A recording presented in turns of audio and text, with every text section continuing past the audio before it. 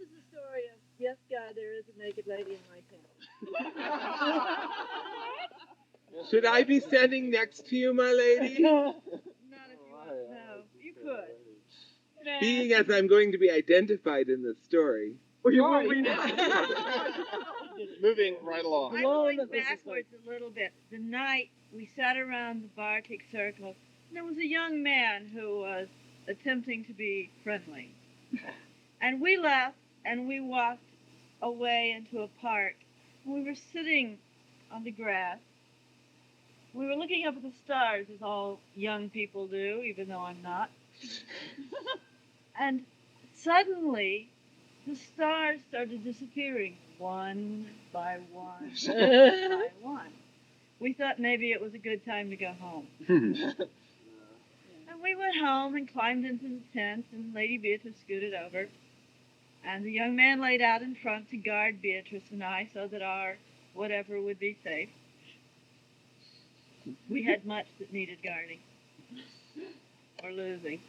And I went to sleep because I was safe among friends. And I hear this whisper, Beatrice, yeah, Bridget, wake up. Go away. Bridget, wake up. Huh? The tent fell down on my side. Okay. I went back to sleep. Bridget, wake up. So I got out and put the tent up. At that point, it was raining. So I came in and took my clothes off and put another dress on. Went back to bed. Bridget, wake up. My tent fell down again. Austin, get up. Austin and I went out and put both ends of the tent up. But we had a problem. While we were putting them up, rain kind of collected on the top. And when we put the tent up, it all slid in the windows. So Beatrice and Bridget moved out with Austin. But they formed this lake. And I was changing clothes again. Now, I only had 3 changes of clothes. We're down to 1 left, okay? So I'm in this one. And we realized that we had lake bomb. At which point the whole tent collapsed.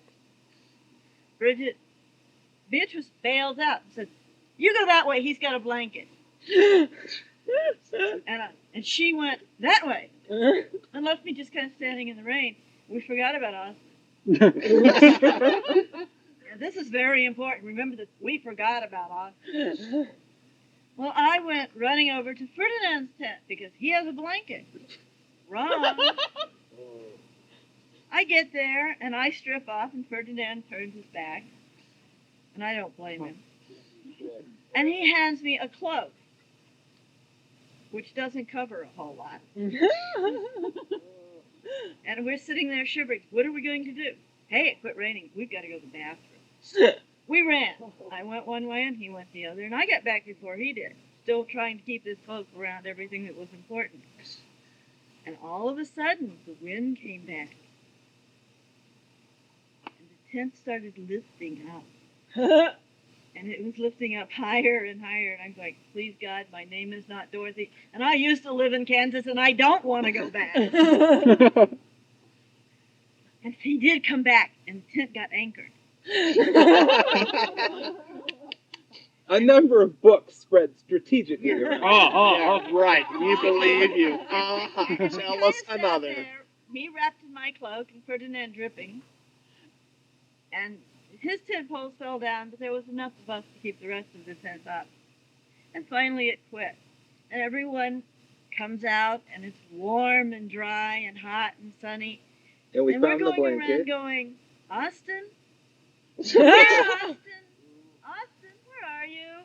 Here, Austin. Here, boy. No Austin for 2 hours. No Austin. And then the zipper goes, zip. And out comes Jolin. What happened?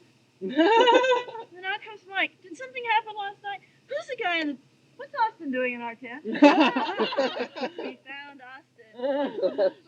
And Ferdinand has still never lived down the fact that he had a naked lady in his tent.